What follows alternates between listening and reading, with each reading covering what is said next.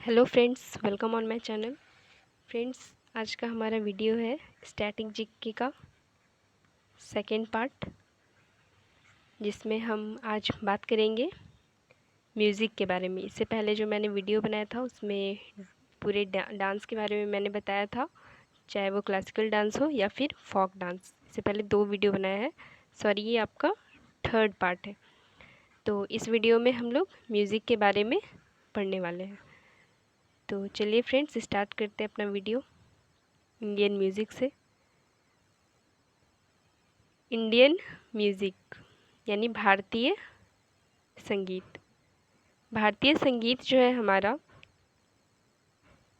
ये 2 हिस्सों में बटा हुआ है। एक है हमारा हिंदुस्तानी क्लासिकल म्यूज़िक और दूसरा है हमारा कर्नाटिक म्यूज़िक। Carnatic music. तो एक एक करके हम लोग दोनों के बारे में पढ़ते हैं। तो सबसे पहले हिंदुस्तानी म्यूज़िक क्या है ये देख लेते हैं। तो हिंदुस्तानी म्यूज़िक जो है ये नॉर्थ इंडिया में पॉपुलर है, नॉर्थ इंडिया में। और ये नॉर्थ इंडिया में पॉपुलर है, और जो ये हमारा लैंग्वेज है हिंदी, ये मेनली इसी लैंग्वेज में इसकी म्यूज़िक होती है। और इसमें इफ़ेक्ट देखा जा सकता है अरेबिक लैंग्वेज का, अरेबिक लैंग्वेज का, पर्शियन का और उर्दू का भी। जो आज का हमारा लैंग्वेज, जो आज का हमारा गाना वगैरह हो गया है, वो इससे ज़्यादा इन्फ्लुएंस है। उर्दू, अरेबिक और ये सब पर्शियन, ये सब के वर्ड्स ज़्यादा मिलते हैं। तो ये जो जिस भी सॉन्ग में ज़्यादा उर्दू, अरेबिक, हिंदी ये सब वर्ड्स मिलते हैं, तो वो हिंदुस्तानी क्लासिकल म्यूज़िक का ही वो हिस्सा होता है। हिंदुस्तानी क्लासिकल म्यूज़िक है वो, जिसे हम नॉर्थ इंडियन क्लासिकल म्यूज़िक भी कह सकते हैं और शास्त्रीय संगीत भी बोल सकते हैं उसे। शास्त्रीय संगीत भी बोलते हैं। और इसमें खड़ी बोली जो होती है उसका यूज़ किया जाता है। और खड़ी बोली हम किसे बोलते हैं? खड़ी बोली का मतलब होता है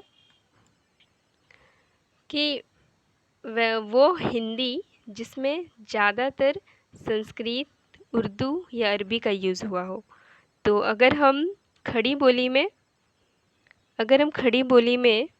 हिंदी में खड़ी बोली में अगर हम जोड़ देते हैं संस्कृत के वर्ड्स, क्या जोड़ देते हैं?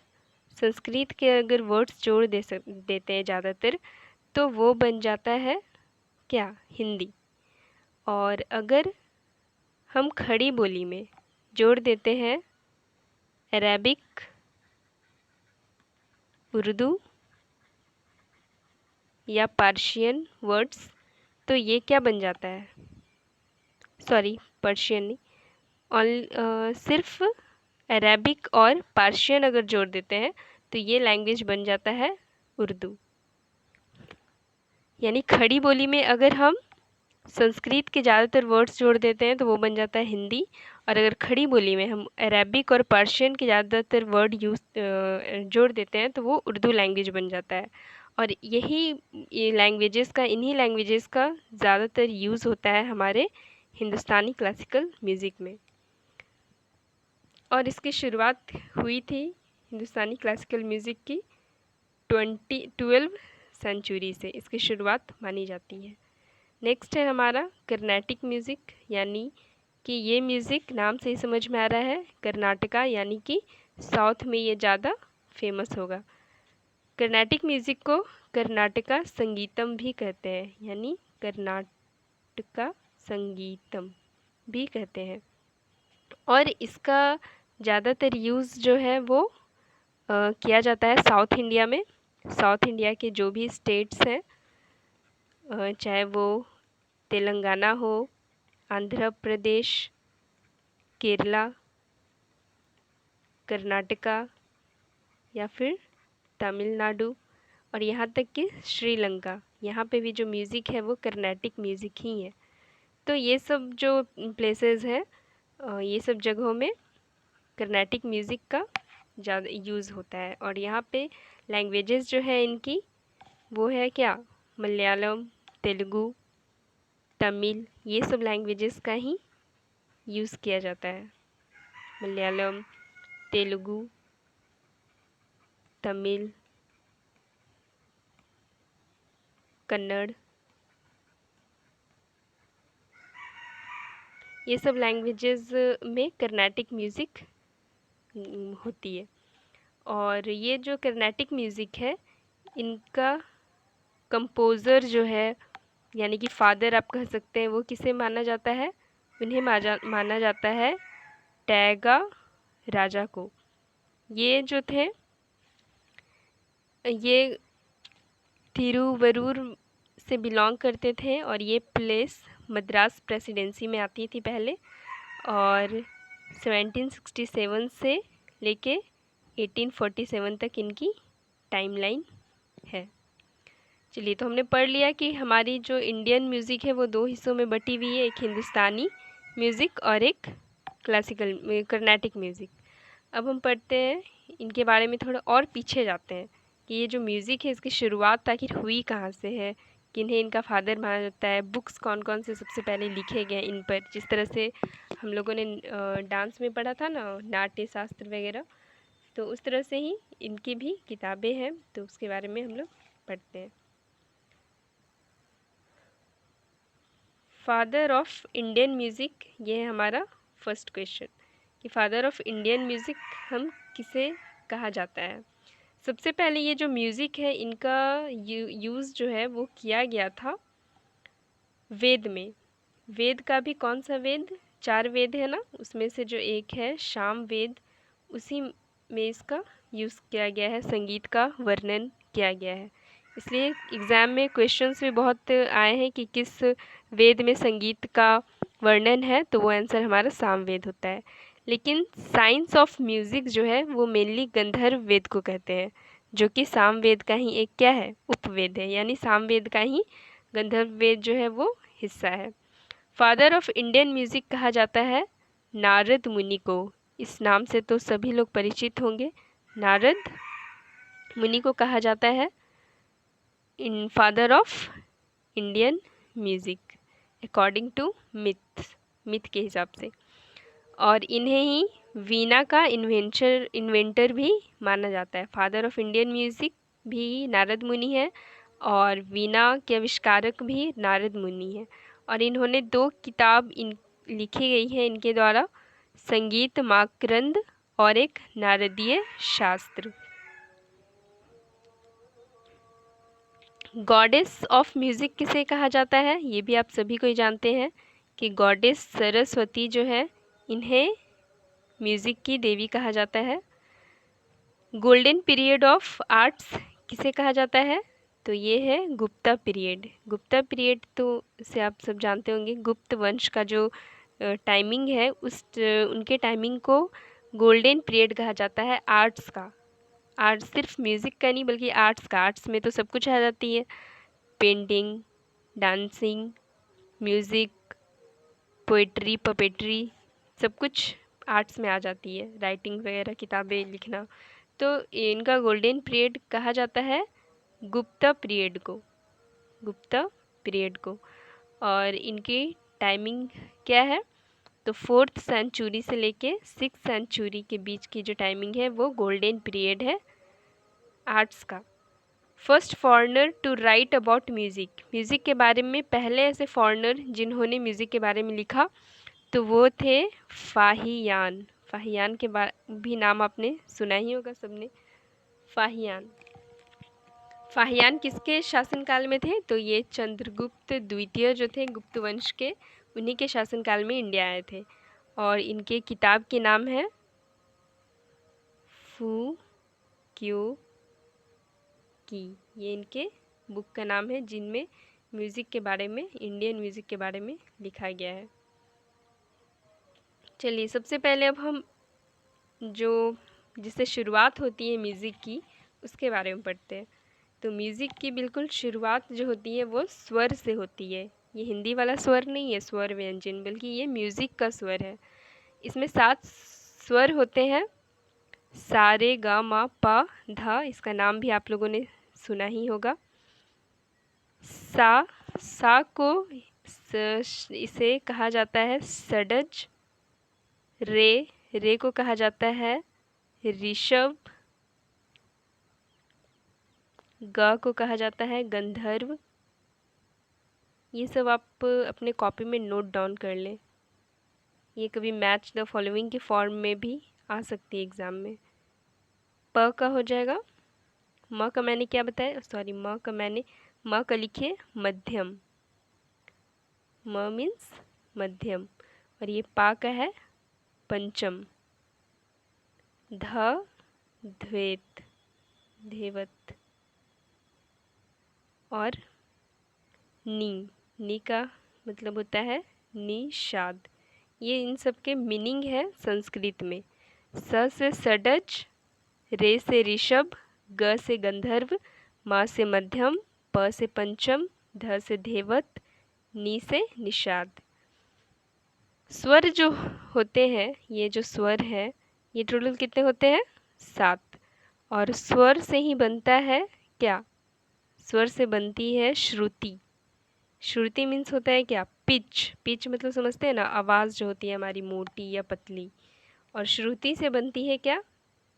ताल समझते हैं, जिसको इंग्लिश में बोलते हैं बीट। और टोटल बीट कितने हैं म्यूज़िक में? 108। तो ये कुछ बेसिक चीज़ें हैं म्यूज़िक के बारे में जिन्हें जानना ज़रूरी है। नेक्स्ट है राग। राग के बारे में हम पढ़ेंगे। आप लोगों ने राग का नाम सुना होगा। मिडिवल टाइम्स में इसका काफ़ी जिक्र हुआ है। राग जो है वो क्या से बनता है? ये स्वरों से ही मिलके बनता है। सुरों को मिलाना, रगना या मिलाना ही राग कहलाता है। और अगर 5 स्वर मिल के 6 स्वर या 7 स्वर मिल जाए तो वो एक राग बनती है। अगर 5 स्वर मिल जाए तो इसे कहा जाता है ओडव राग। ओडव राग। अगर 6 स्वर मिल जाए तो इसे कहा जाता है षडज। षडज राग। अगर 7 स्वर मिल जाए तो इसे कहा जाता है संपूर्ण राग, यानी कंप्लीट हो गया राग एक तरह से इसमें। टोटल राग कितने हैं इंडियन म्यूज़िक में? टोटल 83 राग हैं इंडियन म्यूज़िक में। अब हम जो ये राग्स हैं, जितने भी राग्स का जिक्र किया गया है और ख़ासकर मिडिवल टाइम्स में इसका सबसे ज़्यादा गाया गया है, इन रागों को उसी के बारे में पढ़ेंगे। तो टोटल 6 राग्स हैं, उन्हें एक एक करके हम लोग पढ़ते हैं इसके बारे में। पहला है दीपक राग। इसे गाया जाता है मिडनाइट में, यानी आधी रात में, समर के सीज़न में। जिसे कहा जाता था ना कि दीपक राग अकबर के टाइम में ये काफ़ी फेमस था, इससे दिए जल जाते थे। तो ये वही वाला राग है दीपक राग। और इसका मूड क्या है? मूड समझते हैं ना, जैसे कि सैड सॉन्ग या हैप्पी वाला सॉन्ग। तो ये वाला जो है ये दया का ये मूड है, इसका प्रवृत्ति जो है गाने की। दूसरी है हिंडोल। ये भी एक तरह का राग है। ये मॉर्निंग टाइम में गाया जाता है और स्प्रिंग सीजन में। ये प्रेम का प्रवृत्ति है इस म्यूज़िक में। तीसरा है मेघ। ये इसका भी जिक्र है अकबर की और वो जो कहानी है तानसेन की उसमें, जिसमें कि ये इसको गाकर क्या होती थी? बारिश हो जाती थी। ये भी मिडनाइट में गाया जाता है और रेनी सीजन में। और ये साहस की प्रवृत्ति है इसमें। चौथी है श्री राग। इवनिंग के टाइम में विंटर सीजन में गाई जाती है और ये खुशी वाला मूड में गाया जाता है। दूसरा है मालकोंस। मिडनाइट में और विंटर सीजन में गाई जाती है। ये प्रेम की वृत्ति है इसमें। भैरवी। ये राग भैरवी का भी नाम आपने सुना होगा। ये शांति के मूड में गाई जाती है और ये मॉर्निंग टाइम में ऑटम सीजन में, ऑटम मीन्स पतझड़ के मौसम में गाई जाती है। नेक्स्ट है घरानाज। घराना जिसे बोलते हैं, इंग्लिश में घरानाज हो गया, हिंदी में घराना। घराना का मतलब क्या होता है? घराना मीन्स होता है एक परिवार या एक शैली है ये घराना इंडियन म्यूज़िक की, हिंदुस्तानी शास्त्रीय संगीत की ये एक विशिष्ट शैली है। इसमें एक एक करके हम जो फेमस घराना है इंडियन म्यूज़िक के उसके बारे में पढ़ेंगे। सबसे पहला है ध्रुपद घराना। ये जो है घराना, ये इसे पॉपुलर किया था तानसेन ने, जो अकबर के एक दरबार में रहते थे। तानसेन संगीतज्ञ थे ये, और इनका संबंध कहाँ से था? ग्वालियर से था। ये वहीं के राजा के पहले दरबार में थे और बाद में अकबर को ये पसंद आ गए तो अकबर ने अपने दरबार में इन्हें ले गए। और ये जो ध्रुपद घराना है, यहाँ सिर्फ मेंबर जो होते हैं वो मेल होते हैं, यानी कि गाना सिर्फ मेल गाते हैं। और ये नॉर्थ इंडिया में बहुत ज़्यादा फेमस है ध्रुपद घराना। और इस घराने के जो सिंगर्स होते हैं उन्हें कहा जाता है कलावंत। और डागर ब्रदर्स का नाम आप लोगों ने सुना होगा। डागर ब्रदर्स जो हैं वो ध्रुपद घराना को मॉडर्न टाइम में काफ़ी ज़्यादा पॉपुलर किया है। नेक्स्ट है हमारा दिल्ली घराना। ये घराना माना जाता है कि बहुत ही ज़्यादा ओल्डेस्ट घराना है, पुराना घराना है। और तानरस खान एक फेमस सिंगर है दिल्ली घराने की। नेक्स्ट जो घराना है वो है हमारे यूपी का बनारस घराना। इस घराना में तबले का यूज़ किया जाता है और इनके सिंगर्स है फेमस सिंगर्स बड़े रामदास, छोटे रामदास और है एक शारदा सहाय। शारदा सहाय ये फेमस सिंगर्स हैं बनारस घराना के।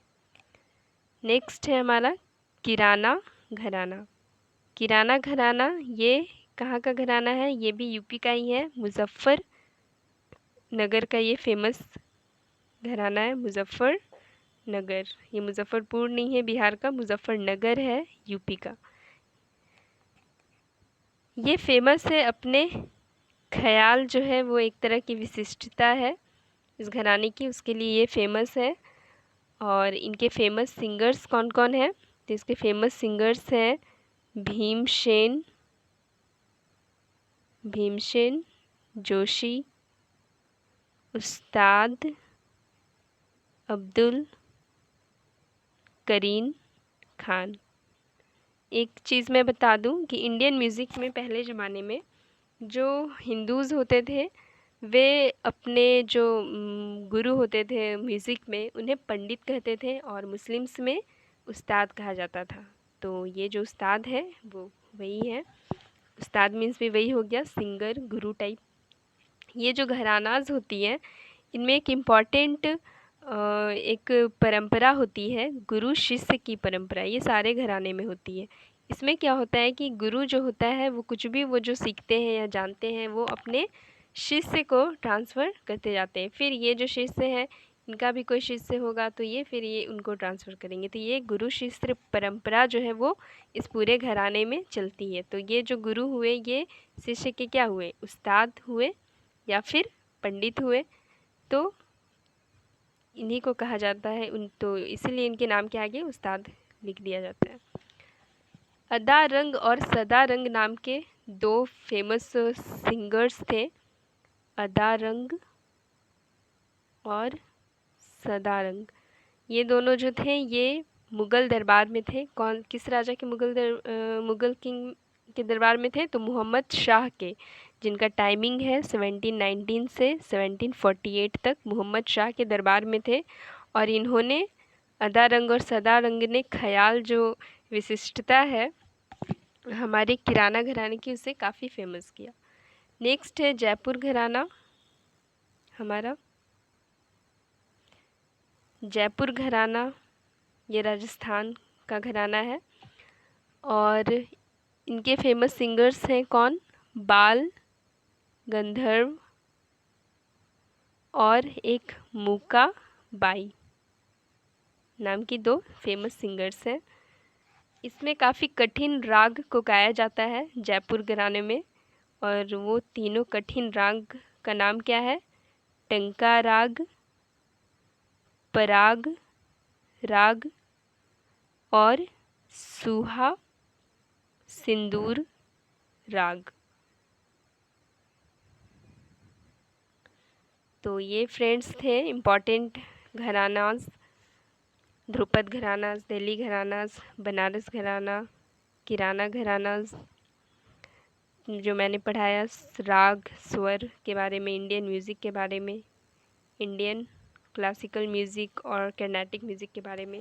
तो जो भी इम्पॉर्टेंट पॉइंट्स थे म्यूज़िक से रिलेटेड वो मैंने बता दिए इस वीडियो में। और हमारा नेक्स्ट वीडियो आएगा जो कि थिएटर पे होगा, थिएटर्स ऑफ इंडिया के बारे में। तो फ्रेंड्स, अगर हमारा ये वीडियो पसंद आया हो तो प्लीज़ इसे लाइक करें, शेयर भी करें और हमारे चैनल को ज़्यादा से ज़्यादा सब्सक्राइब करें। Thank you.